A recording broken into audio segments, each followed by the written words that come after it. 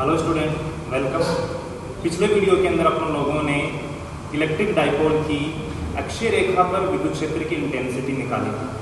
आज है उसी इलेक्ट्रिक डाइपोल की निरक्षीय रेखा पर दोनों आवेशों के कारण टोटल इलेक्ट्रिक फील्ड की अपन लोग इंटेंसिटी ज्ञात करेंगे। सबसे पहले मैं उसका डायग्राम बनाता हूँ। सबसे पहले बेटा देखना, ये अपना इलेक्ट्रिक डाइपोल है, नेगेटिव चार्ज है और ये पॉजिटिव चार्ज है। अपन इन पॉइंट्स को नाम भी दे देते हैं। इस पॉइंट को नाम दे दिया मैंने बेटा ए, इस पॉइंट को मैंने नाम दिया बी। इस इलेक्ट्रिक डाइपोल का जो सेंटर पॉइंट है उसको आप लोग ओ से रिप्रेजेंट करते हो। और निरक्षीय रेखा किसे कहते हो तो अच्छी तरह से जानते हैं, अक्षीय रेखा के परपेंडिकुलर हो और सेंटर से गुजरे उसको अपन लोग निरक्षीय रेखा या विषुवतीय रेखा कहते हैं। तो ये अपनी निरक्षीय रेखा है और इस सेंटर से स्मॉल आर दूरी की डिस्टेंस पे अपन लोग पॉइंट पी ले रहे हैं और इस पॉइंट पी पर टोटल इलेक्ट्रिक फील्ड की इंटेंसिटी ज्ञात करेंगे। पॉजिटिव चार्ज के कारण और नेगेटिव चार्ज के कारण, दोनों के कारण पॉइंट पी पे कितना इलेक्ट्रिक फील्ड होगा उसका टोटल मान अपन लोगों को यहाँ पे ज्ञात करना है। तो वो ज्ञात करने से पहले अपन लोग इस डायग्राम को कंप्लीट करते हैं। पहले देखना, बिंदु P को A से मिलाना है, बिंदु P को B से मिलाना है। नेगेटिव चार्ज के कारण इलेक्ट्रिक फील्ड की जो डायरेक्शन है वो नेगेटिव की ओर होती है। माना पॉइंट P पर इलेक्ट्रिक फील्ड का जो मान है, विद्युत क्षेत्र का जो मान है वो है E A वेक्टर, और पॉजिटिव चार्ज के कारण पॉइंट P पर इलेक्ट्रिक फील्ड की जो डायरेक्शन होगी वो पॉजिटिव चार्ज से दूर होती है, तो उसकी डायरेक्शन होगी B से P की ओर, B से P की ओर। ये है पॉइंट B वाले चार्ज के कारण इलेक्ट्रिक फील्ड। मैंने ये एंगल थीटा माना, ये एंगल भी थीटा होगा। उसका कारण अपने पास दो ट्रायंगल है, ए ओ और P, सेकंड है बी ओ P। दोनों ट्रायंगल के अंदर ये 90 डिग्री का कोण, ये वाली जो साइड है वो दोनों में सेम आ रही है। आर वाली भुजा इसमें भी है और इसमें भी है। और ये लेंथ आपको अच्छी तरह से पता है कि डाइपोल की जो लेंथ है उसको अपन 2a से रिप्रेजेंट करते हैं या 2l से, उसका हाफ करेंगे तो l और l। ठीक है, तो यहाँ मैं a से इसको प्रदर्शित कर रहा हूँ। तो इस ट्रायंगल में भी a भुजा और इसमें भी a भुजा आ रही है। तो आप लोगों ने देखा कि यहाँ दो ट्रायंगल बन रहे हैं, AOP, सेकंड है BOP, दोनों में 90 डिग्री और दोनों में ये भुजा कॉमन है, इसमें भी है ये आर भुजा और ये आर भुजा इसमें भी है, और दोनों में स्मॉल a ये वाली भुजा भी है। ठीक है, यहाँ पे अपने को पॉइंट चार्ज पे इस इलेक्ट्रिक डाइपोल के कारण टोटल इलेक्ट्रिक फील्ड की इंटेंसिटी ज्ञात करनी है। तो माइनस के कारण इलेक्ट्रिक फील्ड माइनस की ओर होता है, तो इसकी डायरेक्शन होगी P से A की ओर। प्लस के कारण इलेक्ट्रिक फील्ड प्लस से दूर होता है, तो इसके कारण जो इलेक्ट्रिक फील्ड उत्पन्न हो रहा है उसकी डायरेक्शन होगी B से P, इस डायरेक्शन में। अब अपन लोग यहाँ टोटल मान ज्ञात करने के लिए यहाँ इन दोनों इलेक्ट्रिक फील्ड के मानों को अपन लोग घटकों में, कंपोनेंट्स में तोड़ते हैं। ठीक है, तो घटक निकालना आप सबको आता है। हर वेक्टर क्वांटिटीज को आप लोग कंपोनेंट्स बना सकते हो, उसके आप उसके घटक, उसके टुकड़े कर सकते हो। और टुकड़े करना आप लोगों को सिखा रखा है मैंने। जिनको नहीं आता उनको एक बार मैं इशारा करता हूँ, थोड़ा देखना आप लोग। यदि कोई भी वेक्टर क्वांटिटीज दो परपेंडिकुलर रेखाओं के बीच में आप लेते हो और किसी से भी आप लोगों को एंगल का मान दे रखा है, जैसे इसके साथ एंगल दे दिया, इस रेखा के साथ एंगल दे दिया थीटा, ये कोई सदिश राशि है, इस रेखा के साथ थीटा कोण बना के रखी हुई है। ये दोनों रेखा, किसी एक को तो x मान लो, एक को y मान सकते हो आप लोग। इस ए वेक्टर, इस सदिश के दो टुकड़े करने, तो x की डायरेक्शन में इसका मान कितना होगा, एक y की डायरेक्शन में इसका मान कितना होगा। तो आपको बता रखा है 11th में कि जिस तरफ एंगल होता है उधर का जो घटक है वो कोश में आता है, और जिस तरफ एंगल नहीं होता उधर का घटक अपन लोग साइन में लेते हैं। तो इधर का घटक होगा a cos थीटा और इधर का घटक होगा a sin थीटा। इस प्रकार से आप किसी भी सदिश को दो घटकों में तोड़ सकते हो। तो यहां मेरे पास दो इलेक्ट्रिक फील्ड है, एक तो पॉजिटिव चार्ज के कारण है E A वेक्टर और एक है नेगेटिव चार्ज के कारण है E B वेक्टर। दोनों इलेक्ट्रिक फील्ड को अपन लोग घटकों में तोड़ेंगे। घटकों में तोड़ने के लिए अपन लोगों को लंबवत रेखाओं की आवश्यकता पड़ती है। मेरे पास यहाँ पे एक ही रेखा है, केवल ये रेखा ही है मेरे पास, ये वाली रेखा, ठीक है। और यहाँ पॉइंट P पर अपन लोगों को टोटल इलेक्ट्रिक फील्ड बताना है कि कितना होगा पॉइंट P पर। तो दो लंबवत रेखा नहीं है, एक ही है। मैं क्या करता हूं, ये जो द्विध्रुव की जो लाइन है आपको नजर आ रही होगी, ये A और B को ये जो मिलाने वाली लाइन है, जिसको आप किस नाम से जानते हो, अक्षीय रेखा के नाम से जानते हो। ओके, तो इसके समांतर एक लाइन लेता हूं जो बिंदु P से गुजरेगी।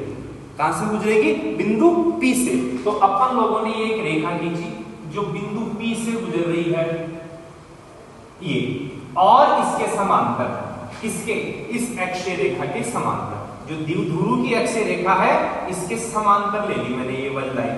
ओके, अब आप लोग यहां अब एंगल आप लोगों को और फिक्स करना है कि कोण किधर लिया जाएगा, ठीक है। तो मैं आप लोगों को दो कोणों की जानकारी देता हूं। छोटी क्लासों में पढ़ा होगा, अधिकतर बच्चों को आते भी होंगे ये एंगल। जिनको नहीं आता कोई बात नहीं, हम समझाने के लिए तैयार है। यहाँ देखना बेटा, एक एंगल होता है जेड आकृति में जो एंगल बनते हैं, अंदर का और ये बाहर, ये, ठीक है।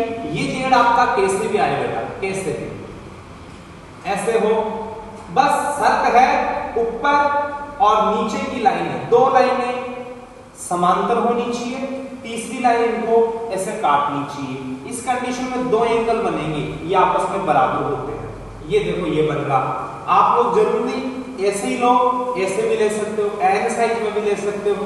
तो ये रहा, ये रहा, ये दोनों समांतर है। तो ऐसे कोणों को अपन लोग एकांतर कोण कहते हैं। क्या कहते हैं, एकांतर कोण। और ये कोण आपस में बराबर होते हैं। पहला तो ये, दूसरा कोण और भी है बेटा, उसमें इस प्रकार से F आकृति का बनता है वो वाला कोण। तो बेटा ये छोटी क्लासों की बातें आप लोगों को बताई जा रही है, वैसे आनी चाहिए आप लोगों को। इस प्रकार से F आकृति आप जानते हो, F बनाना सब जानते हो। F में दो लाइन ऐसे होती है और तीसरी लाइन ऐसे, ठीक है। तो इसमें अंदर और बाहर दो कोण बनते हैं, दो बनते हैं। जरूरी नहीं आपका F ऐसे ही बने, आप इस F को बेटा इस शेप में भी बना सकते हो, ऐसे भी ले सकते हो। बस कंडीशन है अंदर और बाहर का एंगल, ठीक है। आप लोग इस F को चाहो तो इस प्रकार से भी ले सकते हो, तिरछा भी ले सकते हो, आप कैसा भी बने, बस F बनना चाहिए। और उस F में आप लोगों के लिए कंडीशन शर्त है दो लाइन इस प्रकार से, एक लाइन को ऐसे जॉइंट करते हुए इनके एक शीर्ष को। तो ये अंदर और बाहर के कोण आपस में बराबर होते हैं, और इनको आप लोगों ने छोटी क्लासों में बोला होगा संगत कोण। ओके बेटा, तो मैं इस डायग्राम के अंदर इन दोनों इलेक्ट्रिक फील्ड के घटक निकालने के लिए अपन लोगों को कोण, एंगल की आवश्यकता है। वो कोण लेने के लिए मैंने इस बिंदु P से गुजरती हुई एक समांतर रेखा खींची। किसके समांतर है ये रेखा?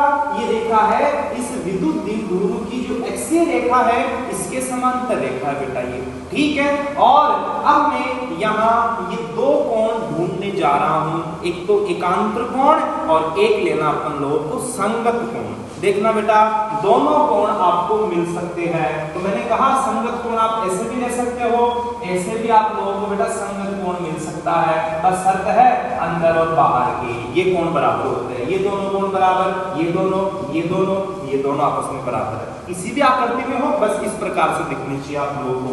चलो इस डायग्राम के अंदर अपन लोगों को ये दोनों के दोनों कोण ढूंढने हैं। चलो ढूंढते हैं। देखना बेटा यहाँ पे सबसे पहला जेड आकृति का कोण बता रहा हूं मैं। ये देखो जेड बन रहा, गौर करके देखना बेटा, ये जेड बन रहा, ये वाला ऐसे बन रहा है, ऐसे चल के और ऐसे और फिर ऐसे, ये जेड आकृति का एंगल बन रहा। तो यदि ये थीटा है तो ये भी थीटा ही होगा। ठीक है, अभी कहा मैंने जेड आकृति के अंदर बाहर के कोण बराबर होते हैं। यदि ये 60 डिग्री है तो ये इधर का भी कितना डिग्री होगा, 60 ही होगा। ओके, तो इसके लिए तो अपन लोगों ने फिक्स कर दिया कि इधर का कोण थीटा। ओके, अब इस ईबी के लिए बी के कारण जो इलेक्ट्रिक फील्ड यहां पे जनरेट हो रहा है, उस इलेक्ट्रिक फील्ड के लिए थीटा ढूंढना है अपन लोगों को। तो मैंने कहा था इस डायग्राम में एक तो एकांतर कोण का कंडीशन लगाया जा रहा है और एक है संगत कोण वाला। संगत कोण वाला वो ढूंढते हैं। तो संगत कोण के लिए मैंने कहा था बेटा 2 लाइन होनी चाहिए और तीसरी लाइन उनके एक शीर्ष को छूते हुए जानी चाहिए। तो यहां बेटा मैं बता रहा हूं, देखना एक लाइन तो बेटा ये रही, एक लाइन बेटा ये रही, गौर करके देखना तीसरी लाइन ये है बेटा, ये बस इसी पे फोकस रखो। जहां मेरा पेन चल रहा है, मार्कर पेन में जहां चला रहा हूं वहीं फोकस करना है।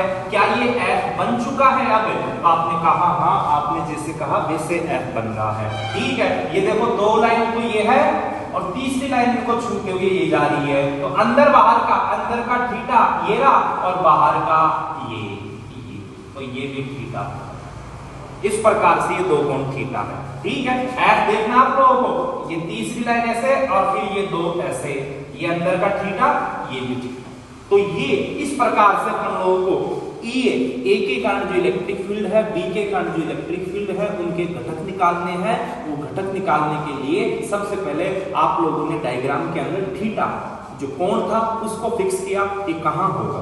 ठीक है, इसमें थीटा लिया, इसमें भी थीटा। रीजन मैंने आपको दिया, दोनों त्रिभुज है, यहाँ पे सेम त्रिभुज है, सर्वांग है जिनको आप कहते हो। ठीक है, और ये थीटा तो ये थीटा, क्योंकि अपना ये एंगल बना जेड आकृति का एंगल बन रहा है। ओके, ठीक है, और ये थीटा क्योंकि ये एफ आकृति का एंगल बन रहा है। ये देखो उल्टा एफ है यहाँ पे, ये एफ। ओके, तो ये थीटा और ये थीटा। अब आप लोगों को बेटा घटक निकालना है। तो घटक अभी बताया मैंने आप लोगों को कि 2 लंबवत रेखाओं के बीच में की वेक्टर क्वांटिटीज लीजिए और वो वेक्टर क्वांटिटीज, वो सदिश राशि जिस भी रेखा के साथ थीटा कोण आप लोग ले रहे हो उधर उसका घटक कोस में डाल देना और जिधर थीटा नहीं है उधर आप लोग उसको साइन में डाल देना। तो इधर देखना, मैं इस ए वाले चार्ज पॉइंट के कारण जो इलेक्ट्रिक फील्ड आया उसकी 2 लंबवत रेखाएं देखो। तो देखना बेटा, ये तो है ए वाला, ए के कारण विद्युत क्षेत्र इधर है, ये ए के कारण विद्युत क्षेत्र इधर है। ओके, और इसकी 2 लंबवत रेखा, एक तो ये रही और एक बेटा ये रही, ये 2 लंबवत है कि नहीं है? ये ए वाला है, इसकी 2 लंबवत रेखा, एक ये और एक ये। तो अब इसके घटक निकालो। तो अभी मैंने कहा थीटा वाली साइड में लेना कोस में, बिना थीटा वाली साइड में लेना आप लोग साइन में। ठीक है, तो इधर थीटा वाली साइड में ई ए का घटक आ गया, ई ए कॉस थीटा आया, और इधर बिना थीटा वाली साइड में इसका घटक आ गया बेटा जी ई ए साइन थीटा।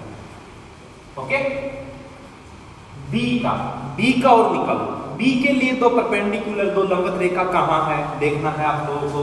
तो बी के कारण या 2 लंबवत रेखा देखनी आप लोगों को, एक तो ये रही और दूसरी। ठीक है, 2 है, थीटा वाली साइड में इसका घटक आ गया कोस में, तो ई बी कॉस थीटा आया, और बिना थीटा वाली साइड में इसका घटक आ गया साइन में, ई बी साइन थीटा आया कि नहीं आया?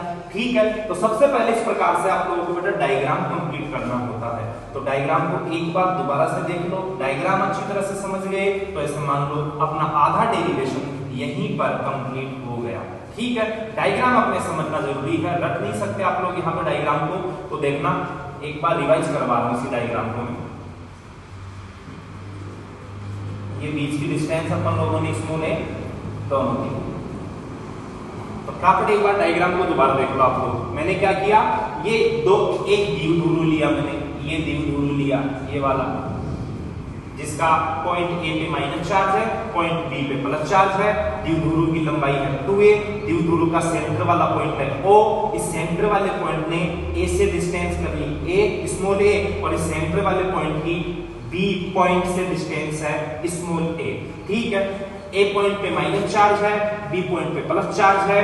अब सेंटर से स्मॉल r दूरी पर अपन लोगों ने बिंदु P लिया है, और ये बिंदु P निरक्षीय रेखा पे है। ओके, अक्षीय रेखा पे नहीं ले रहे, निरक्षीय रेखा पे, विषुवतीय रेखा पे ले रहे हैं। ठीक है, तो अपन लोगों ने यहाँ से A को P से मिलाया, B को P से मिलाया। A के कारण इलेक्ट्रिक फील्ड A की ओर और B के कारण इलेक्ट्रिक फील्ड B से दूर, और फिर यहाँ पे इसमें थीटा लिया मैंने, इसमें थीटा लिया, और A के कारण जो इलेक्ट्रिक फील्ड है, B के कारण जो इलेक्ट्रिक फील्ड है, दोनों के अपन लोगों ने